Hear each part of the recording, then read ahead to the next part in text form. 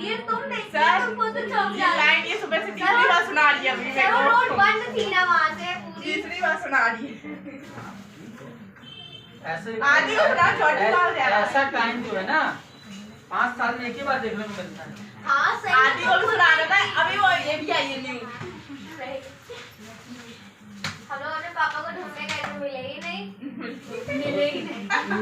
मेला से बड़ा मेला लगा। हाँ वो तो मैं कह रही थी यहाँ पे भी लगा है वेंकटवन में भी लगा है और वो हॉकी ग्राउंड पे भी लगा है हर जगह था वहाँ पे क्या है चलो देखिए किसको क्या याद है। सर एक मिनट फिर से ना काम से सर एक सेकंड लो सर 50 रहे तो आएगा काहे नहीं पढ़ा सर वो आया नहीं ना गाने में ये लो मेरा चार्ज नहीं क्या बोले तुमने टीचर खुद से लाइन बना लेना ना ग्रुप में तो वो भेजा था ना हर्ष अरे तो मेरे में रिकॉर्ड भेजा था आ जा चलो ध्यान दो इधर। मैंने ब्लू कलर का तब भी और वो लाइन मेरे को टिक करा दे रहा क्या प्रोजेक्ट ले उससे करना तो ये तुमने को दिया तो था बहुत गंदा भेजा है पूरी ब्लर फोटो है घर में किया प्रैक्टिस एक भी फोटो नहीं सर मैंने किया है और टोटल एक मेरे पास स्कूल तो जाना नहीं है बहुत घर में सोना है कितना कंप्लीट कर ली फोन नहीं है तो यहाँ दिखना चाहिए। वैसे एक भी नहीं हो पा रहा है एक भी नहीं हो पा रहा रोज रोज नहीं होती है। समझ में नहीं आ रहा कैसे याद करे सर मेरे को हो गया जब मैंने बोला था कि उसको याद करने का क्या तरीका बताता हूँ। सबसे पहले तो वो 7 नाम याद करो कम से कम 1 से 2 बार लिख करके 7 नाम याद है सर इसके अंदर अब 7 नाम में 7 नाम याद हुए ठीक है ना। पहले तो 7 नेम याद हो फिर आप उसको इस तरह से याद करो एक बार में ऐसे जो है एक है एक बार में सारे हेड याद करने की कोशिश करोगे नहीं होगा। उसको याद करने का पैटर्न वो है जैसे आपने बचपन में किया है। 2 का टेबल याद है यस सर जब उसके बाद 3 का टेबल पढ़ाया टीचर ने तो 2 और 3 दोनों पूछा पूछा तो 2 भी याद हुआ। यही होता ही है कि जब 3 का 4 का पढ़ाया तो 2 और 3 और 4 और जब 5 का पढ़ाया तो 2 3 4 5 2 वाला क्या हो रहा था बार बार 3 वाला और इसी की जगह आ जाओ जब 17 का पढ़ाया है ना वो याद नहीं हुआ क्योंकि 17 से 20 के बीच में कितना गैप है केवल 3 का तो ज्यादा रिवाइज नहीं हुआ इसलिए दिमाग में नहीं। ठीक है अब पहले पैटर्न क्या है समझो। सबसे पहले क्या करना है आप घर में जब प्रैक्टिस करोगे तो पहले 7 नाम याद करो। पहला नाम क्या था यहाँ शेयर होल्डर फंड इधर ध्यान दो पहला शेयर होल्डर फंड।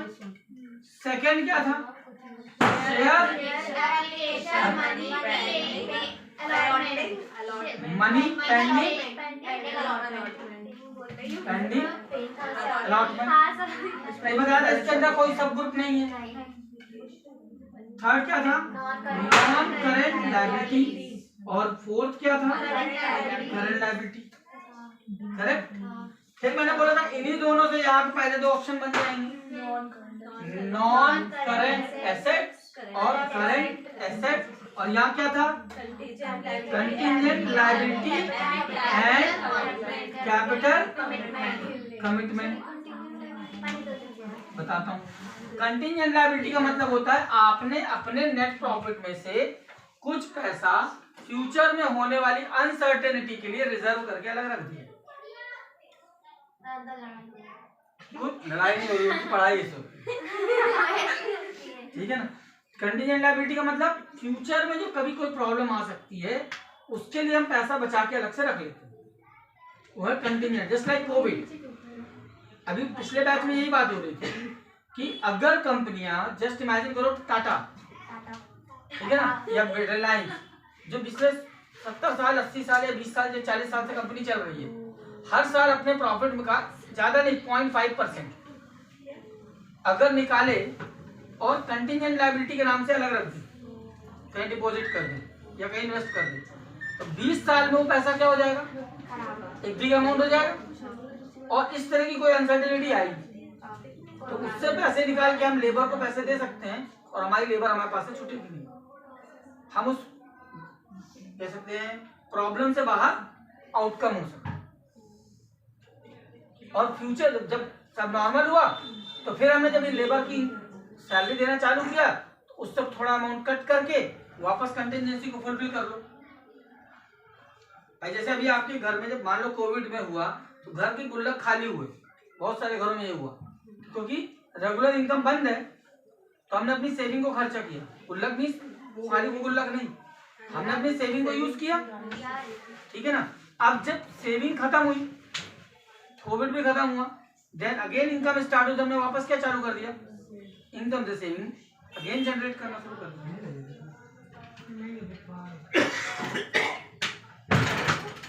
पहले 5 नाम क्लियर हुए, 7 नाम। Share holder fund, share application money, pending allotment, non current liability, current liability, non current asset, current asset और contingent liability and capital commitment. अब देखो यहीं से जो मेरे को पहले आसान लगने वाले आइटम पहले मैं उनको पकड़ूंगा तो मुझे ये सबसे आसान लगता है कि इसके 2 ग्रुप मुझे याद है, क्या, कंटीजेंट लायबिलिटी और कैपिटल कमिटमेंट, क्योंकि इसके यही दोनों का नाम ही है। तो एटलीस्ट मेरा एक पॉइंट सिक्योर्ड हो गया ना, ये मेरे से बन जाएगा। इसमें मुझे 2 नाम मुझे याद है, share capital reserve and surplus. तीसरा नाम मुझे याद नहीं,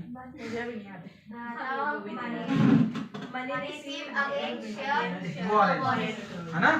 तो अब आया money receive against share warrant. याद आ जाए तो बेस्ट, नहीं तो कोई बात। अब इधर आ जाओ, नॉन करेंट लायबिलिटी, ठीक है ना। तो इसमें पहला आइटम था लॉन्ग टर्म बोरोइंग, दूसरा डिफर्ड टैक्स लायबिलिटी। पहले अभी कोशिश करो बिना देखे कितना दिमाग में आ रहा है ना। Then we cross other long term liability, long term provision. अब इससे जो इधर बन सकते हैं short term borrowing, trade table, good, other current liability, long term provision, short term provision. इसी से ये आधे बन गया ना। केवल हमको 2 नाम पे फोकस करना पड़ा, ये और ये। अगर एक का याद है तो इसके 3 नाम तो याद हो जाएंगे ना। मैं कह रहा हूँ चलो तुमसे भूल गए 2 नाम, तो ये 3 अगर याद है तो इसके 3 याद हो जाएंगे अपने आप।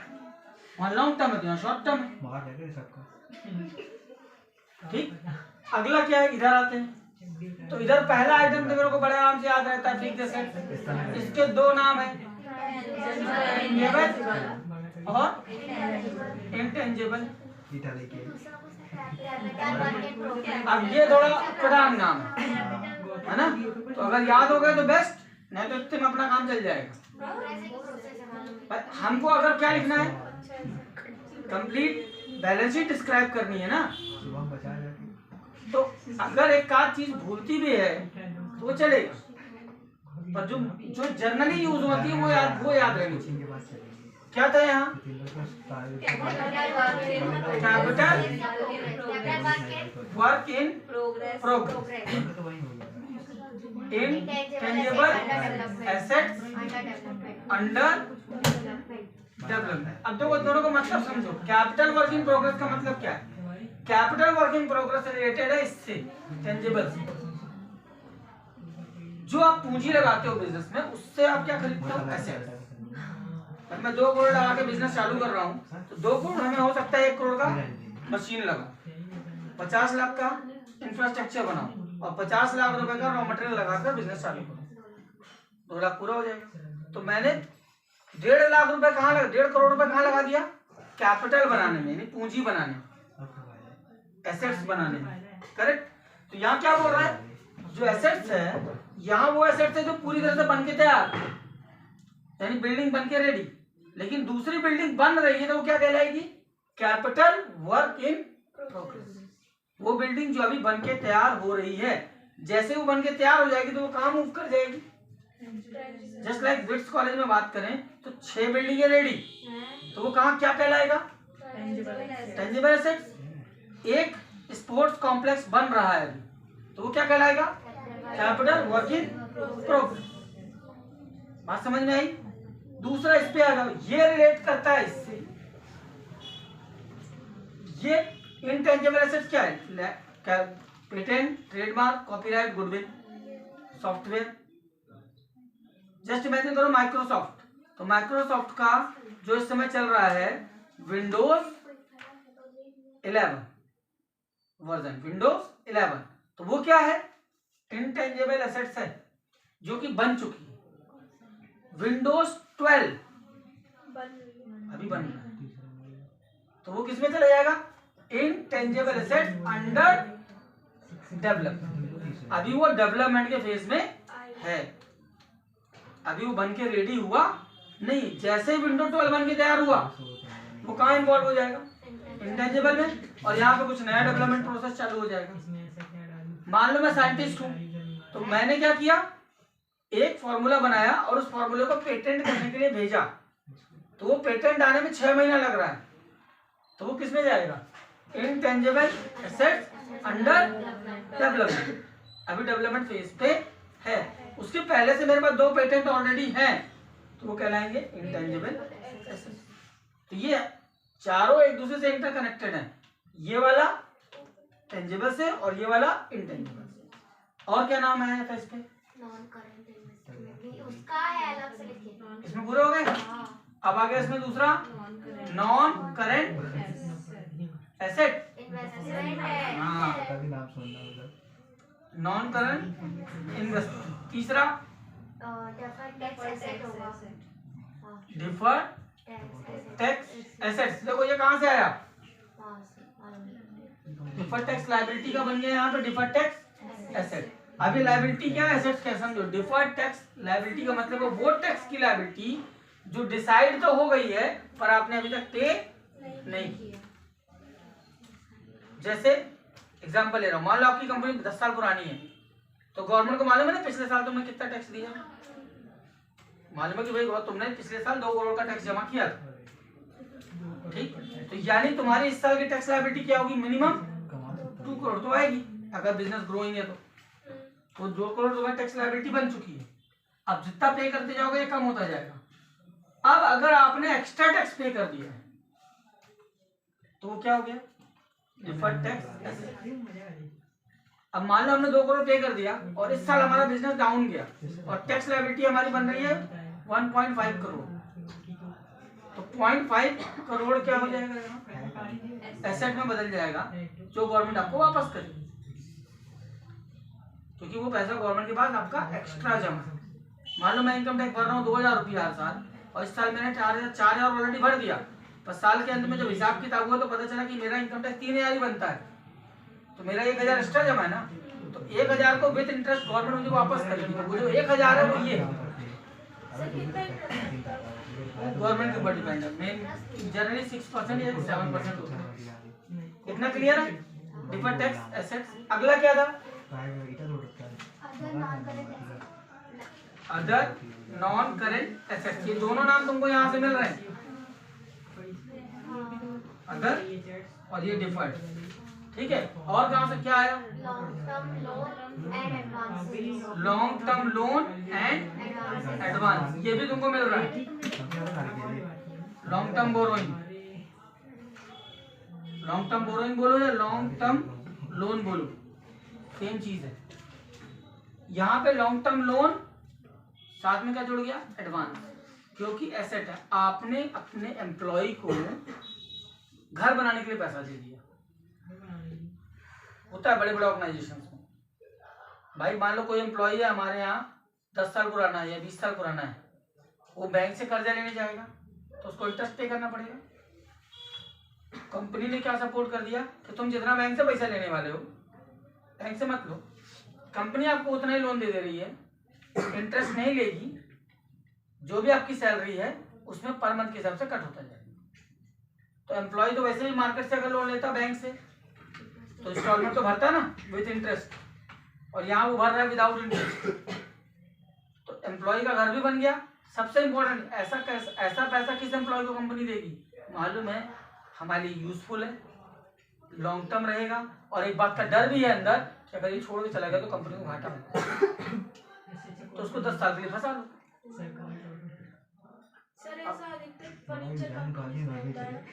जितनी भी बड़ी कंपनीज हैं वो अपने वैल्यूएबल एम्प्लॉयज को किसी न किसी रूप में अपने साथ कनेक्ट रखना चाहती हैं ताकि वो छोड़े ना।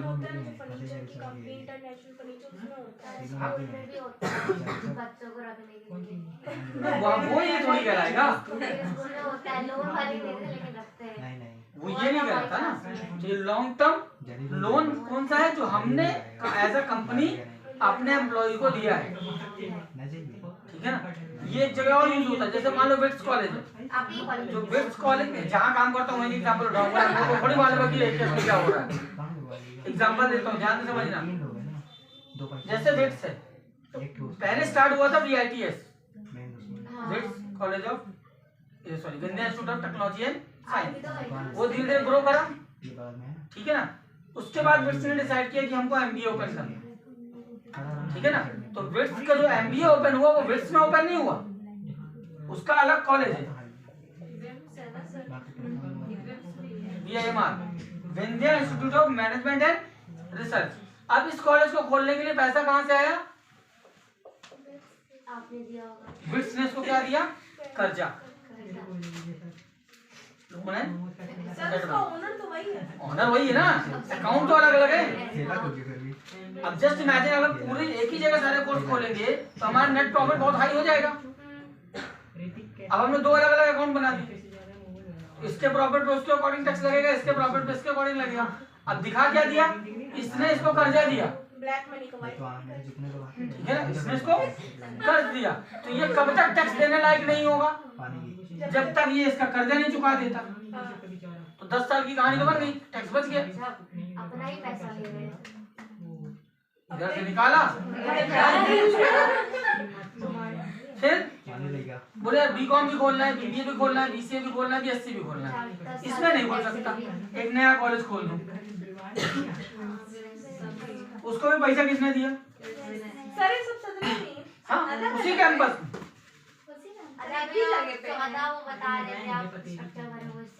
हाँ तो जो कभी मौका लगे रामाकृष्णा जाना,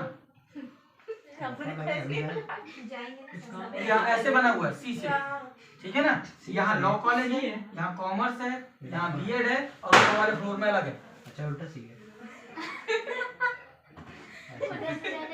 समझ में आया। हाँ सर, एक फ्लोर ये है, एक विंग, तो इसमें पता चला B.Ed लग रहा है, लॉ लग रहा है।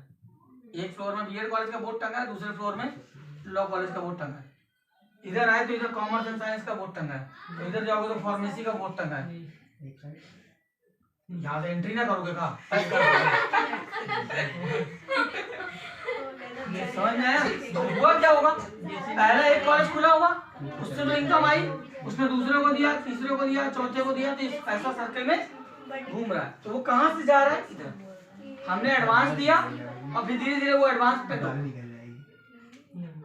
ठीक है ना। तो जो पैसा हम टैक्स में देने वाले थे वो हमने एज अ लोन दिखा दिया कि भाई हमने उसको कर्जा दे दिया, हमारे पास ये नहीं कुछ उठाएगा टैक्स दे दूंगा, समझ में आया। हम इन्वेस्टमेंट दिखा दे रहे हैं, तो जब इन्वेस्ट कर दिया तो गवर्नमेंट उस पर टैक्स नहीं लगा, ठीक है ना। नेक्स्ट आगे क्या था इसमें, और क्या नाम थे, खत्म। अब आ जाओ करंट एसेट, क्या था यहाँ पे, नॉन करंट इन्वेस्टमेंट, तो यहाँ हो गया करंट इन्वेस्टमेंट। एक नया था इसमें ट्रेड टेबल, पहले ऊपर से बना लेते फिर एक्स्ट्रा वाले ले देते हैं, ऐसा भी कर सकते हैं। चलो यहाँ से नॉन करंट हो गया, डिफर्ड टैक्स एसेट्स नहीं होता, ठीक, इधर other current asset, long term loan and advance है, बन गया short term loan and advance, तीन तो इसी से निकल आए। अब इधर से देखो कुछ निकल रहा है क्या? शॉर्ट टर्म बोरोइंग है, शॉर्ट टर्म बोरोइंग है ना इसमें, इधर एक बन सकता है क्या? Short term loan and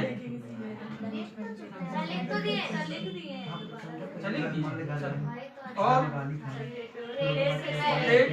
trade receivable है, यहाँ बन गया ट्रेड रिसीवेबल, टेबल का रिसीवेबल। अदर करंट लायबिलिटी आप लिख चुके हैं करंट एसेट्स में, और शॉर्ट टर्म प्रोविजन इसमें होता नहीं। और कोई नाम है इसके अलावा? इन्वेंट्री, इन्वेंट्री है कैश एंड कैश, ये हो गए। अब प्रैक्टिस ऐसे ही होगी, पहले आप क्या करना, टेबल बनाई आपने, पहले स्पेस छोड़ छोड़ के आपने बड़े बड़े नाम लिख लिए, इस तरह से कम से कम 3 पेज में 3 बार लिखो, 3 पेज में लिखा, 3 बार आपने बड़े नाम याद कर लिए। अब जब पहले बार में आप छोटे नाम लिखना चालू करोगे तो हो सकता है कुछ लिखो कुछ भूल जाए, ठीक। अगर बड़े भूल रहे तो उसका भी तरीका देखो, तरीका रिवीजन ही है। आपने एक बार बनाया, चेक किया, मैच किया, भाई कौन सा लिखा कौन सा भूल गया। जब चेक करोगे तो जो भूला है वो दिख जाएगा ना, अगली बार सेकंड टाइम बनाओगे तो वो याद आएगा। फिर एक नाम भूल गया, फिर से चेक करोगे, फिर नजर आएगा, तीसरी बार करोगे, तीसरी बार में पूरा आ जाएगा। सेम चीज वापस करो उसके अंदर, अंदर ग्रुप डालने की, सब ग्रुप, तो हो सकता है इसमें 2 याद आए, एक भूल जाए, कोई बात नहीं। इसमें 4 5 है, 4 याद आए, 3 याद आए, 3 लिखो ना, भूल जाए। अगर ऐसी टेबल बनाने की आ जाए ना बोर्ड में तो बच्चे बैठ के चले जाए, सच में उसका मतलब देखो थोड़ी है। आप ये क्लियर हुआ, ठीक है ना। अब हम बात करते हैं एक एक इंग्रेडिएंट, ठीक है ना, इसके क्या इसमें मसाला डल रहा है, यानी आइटम। पहला चीज देखिए, पहले बना लो, फिर उसके ऊपर चीजें डालो। सिमरन को चलिए फर्स्ट ध्यान देना, शेयर होल्डर फंड, इसमें पहला आइटम क्या था? Share capital. अब आप अपनी बुक में देखो, शेयर कैपिटल के बगल में जो कॉलम बना है उसमें क्या क्या है, अब उसमें हमको क्या याद हो सकता है वो पकड़ेंगे, और जो अगर नॉन इम्पोर्टेंट होगा मैं वैसे छोड़ दूंगा। पहला क्या लिखा? Equity share, preference share. इसमें 2 आइटम है, इक्विटी शेयर, प्रेफरेंस शेयर। और कोई लिखा है? देखो ध्यान से,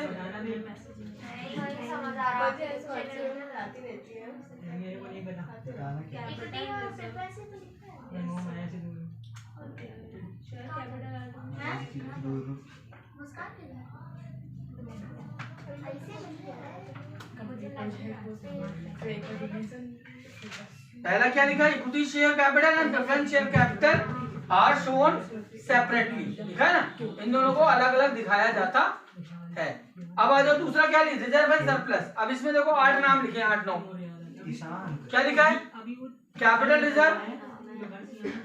अब देखो इसको मत छोड़ो, अभी इसको मत देखो, आप अपना दिमाग लगाओ कौन कौन सा रिजर्व याद आ रहा है। Second reserve and surplus. एक होता था कैपिटल रिजर्व, दूसरा जनरल रिजर्व, तीसरा बैड डेब्ट रिजर्व, चौथा डिबेंचर रिडम्पशन रिजर्व। ये तुमको मैंने पढ़ाया नहीं क्योंकि आपका रिडम्पशन वाला चैप्टर कट गया था, रिडम्पशन वाला टॉपिक कट गए थे ना, इसलिए ये रिजर्व आपको सुनने में नहीं आया, जिसको बोलते हैं DRR, डिबेंचर रिडम्पशन रिजर्व। एक और अभी अभी अपने रिजर्व की बात की थी, यहाँ पे कंटीजेंट लायबिलिटी है, इससे एक बनता है कंटिजेंसी रिजर्व, ठीक है ना। ये 5 नाम तो यहाँ हो गए, और बताओ कोई याद आ रहे हैं? Security premium reserve, good. ये कहाँ से याद आया? ये कहाँ से याद आया? सिक्योरिटी प्रीमियम था शेयर वाले चैप्टर में, security premium reserve.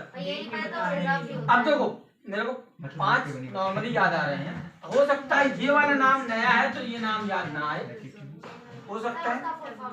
Debenture redemption reserve, कल देखे थे इसी को चर्चा कर रहे थे, इसलिए याद रह गया।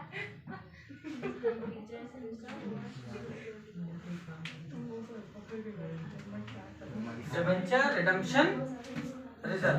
अब देखिए इसमें से मैच करें कौन सा छूट रहा है।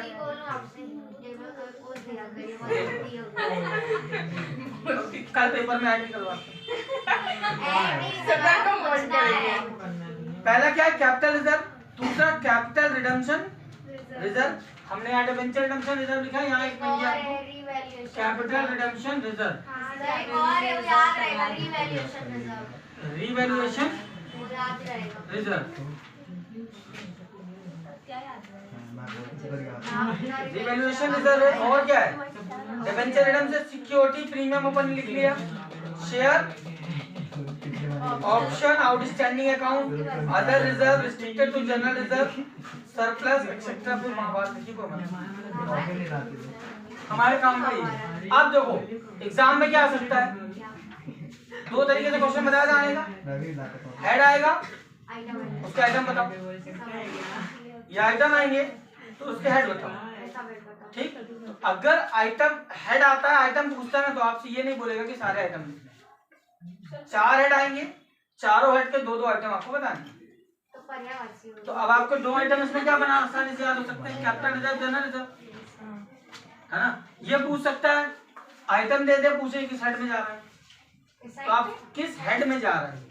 जैसे लिखा मान लो डिबेंचर रिडम्पशन रिजर्व, तो आपको पता होना चाहिए कि किस रिजर्व लिखा है ना, तो किस हेड का होगा, रिजर्व एंड सरप्लस। और रिजर्व एंड सरप्लस के पिताजी कौन है, शेयर होल्डर फंड।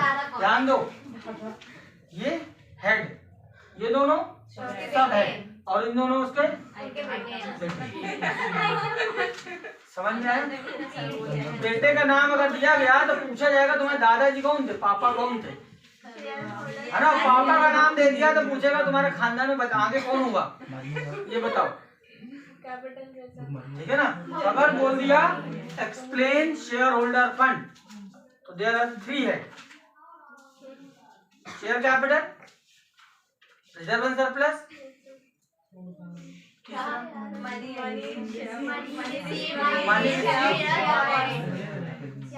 तीसरा वाला थोड़ा लोचा है, और 2 तो याद रहेंगे ना,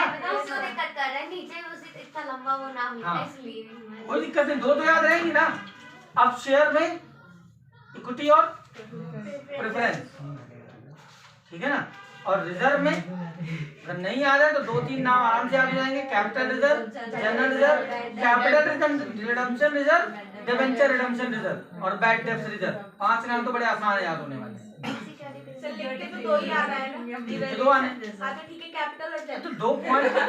दूसरा पॉइंट की सोच के चलो, मान लो आ गया कैपिटल रिडम्पशन रिजर्व। अब इसका पिताजी कौन है, रिजर्व बैंक, और दादाजी कौन है, share holder fund.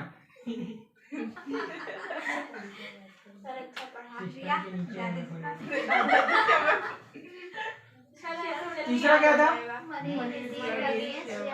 Money receive against share,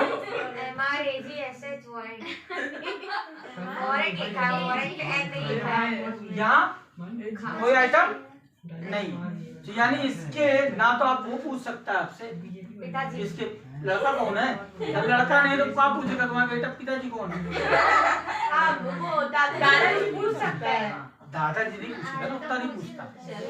बेटे के पिताजी पूछेगा, उनके दादाजी पूछेगा, और दादाजी के पूरे खानदान नीचे पूछेगा, बीच में ना लटकाएगा, मतलब ये आएगा ही नहीं। हाँ, सही बात बोलो, और मैं ये अपने मुंह से बोल नहीं सकता, सुनिए ना, तो फिर आगे तो मार खा जाओगे। सर सुनिए, उसकी पक्का बेटी हुई होगी तभी उसने बनाया है, और दूसरे खानदान के लिए है ना। चलो आगे बढ़ो। इसका भी, इसका कोई हिसाब नहीं है ना। Share application money pending allotment. ये वो खानदान है जो पार्टीशन के बाद पाकिस्तान चला गया, इसलिए हमको कोई हिसाब रखने की जरूरत नहीं है। सही बात है, इसको भी बेटी हुई। नहीं, ये वो खानदान है जो पार्टीशन के बाद पाकिस्तान चला गया। तो हमको उसको कोई लेना देना नहीं। ठीक है। अब तीसरा क्या है? Non current liability. इसको बहुत बड़ा खानदान है। इसके पहला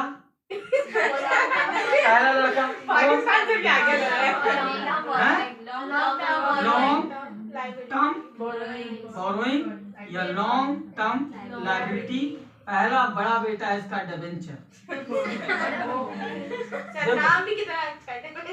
देखो ढूंढो, मैं नहीं जानता, पढ़ो। डिबेंचर। दूसरा बेटा है बैंक लोन। तीसरा long term loan, mortgage loan. देखो पब्लिक डिपॉजिट, डिपॉजिट। अब देखो ध्यान से, वर्ड क्या है? Long term borrowing. वो पैसा जो आपने बड़ा अमाउंट उधार लिया। किसी कंपनी ने 20 करोड़ उधार ले लिया, तो 20 करोड़ अगले साल नहीं चुकाया जाएगा, वो किस्तों में चुकने वाला पैसा, ठीक है ना? तो वो 20 करोड़ में लेगा, 2000 करोड़ लेगा, ठीक है ना? औकात देख के बात कर।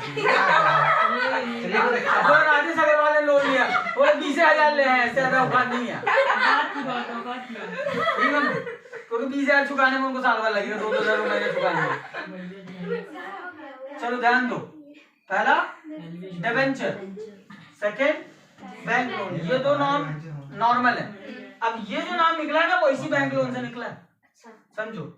लॉन्ग टर्म लोन है, मोर्टगेज। भैया मोर्टगेज मतलब यार कोई भी कंपनी या कोई भी बैंक आपको मोटा पैसा उधार तब देगा जब,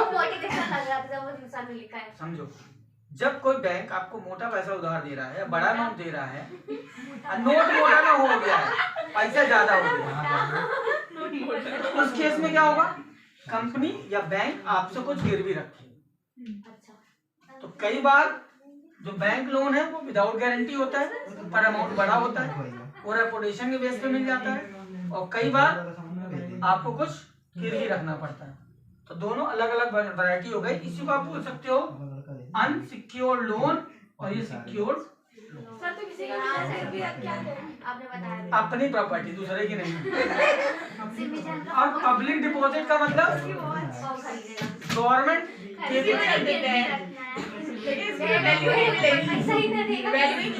अब आ जाओ वापस। पब्लिक डिपॉजिट का मतलब ये है कि आपने गवर्नमेंट से कुछ पैसा उधार लिया, जस्ट लाइक गवर्नमेंट लोन सब। बैंक के अलावा गवर्नमेंट के भी कुछ ऐसे फंड प्रोसेस होते हैं जिससे आपने कर्जा मिल सकता है। जस्ट लाइक प्रोविडेंट फंड, आपका पीएफ जो जमा हो रहा है, उस पीएफ के अगेंस्ट में आपको लोन मिल जाएगा, तो वो लोन बैंक नहीं दे रहा, गवर्नमेंट में। तो पब्लिक का जो पैसा जमा है वो आपको कर्जे के रूप में मिल रहा है, अल्टीमेट आपका पैसा ही आपको कर्जे में मिल रहा है, लेकिन है तो लोन। तो लोन में अगर ना भी याद रहेगा तो आपको ये दो याद रहने चाहिए। पब्लिक डिपॉजिट इसलिए याद रहना चाहिए क्योंकि ये ज्यादातर आ जाता है कब नाम दे देगा पब्लिक डिपॉजिट, तो समझ में आएगा डिपॉजिट है नहीं एसेट्स होगा, जबकि एसेट्स नहीं है लॉन्ग टर्म लायबिलिटी। भाई आपका पैसा था तो कहाँ जमा है? गवर्नमेंट के पास।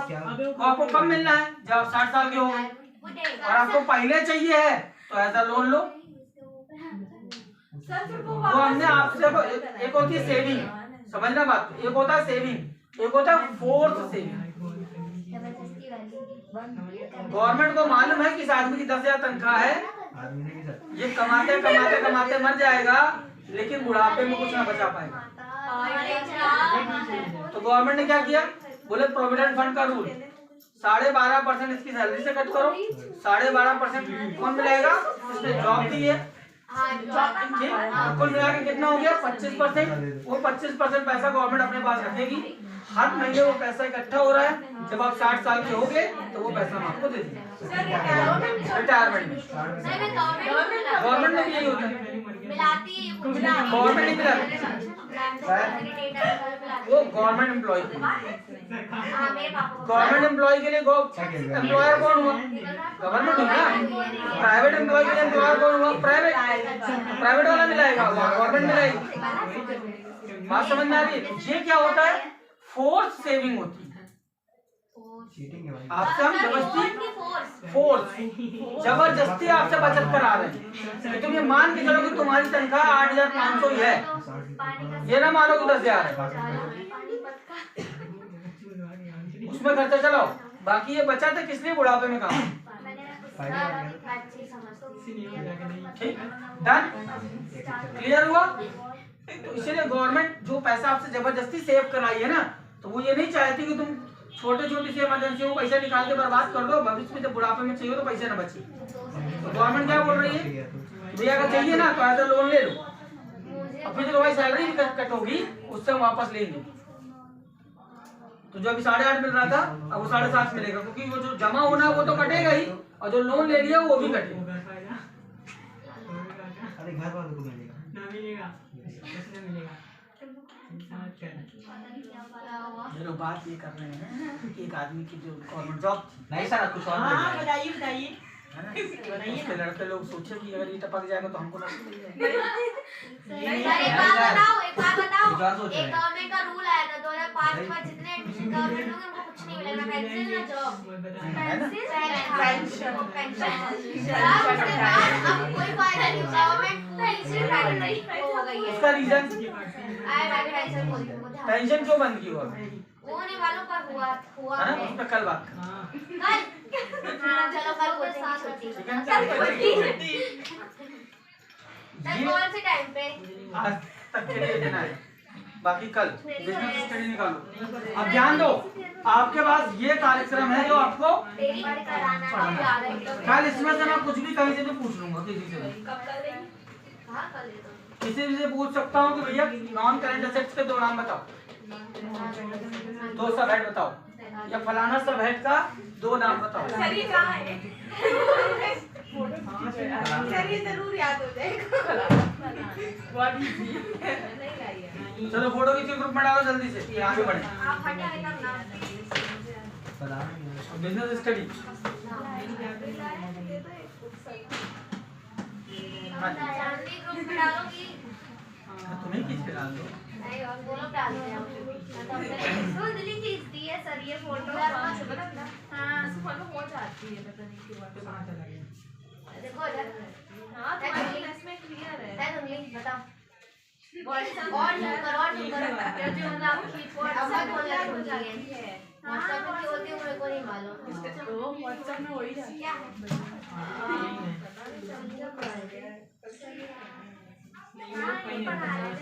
बहुत बार खींचते हैं, 5 बार। बिजनेस बुक कोई लाया है? सर को भी तो दे दो।